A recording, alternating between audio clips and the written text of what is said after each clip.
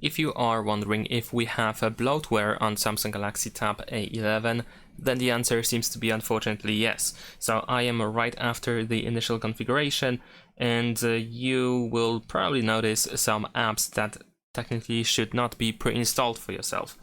In my case, I even have Timo, the Monopoly game, and Tile Explorer for some reason. I received these recommended apps that appeared after going through the initial configuration.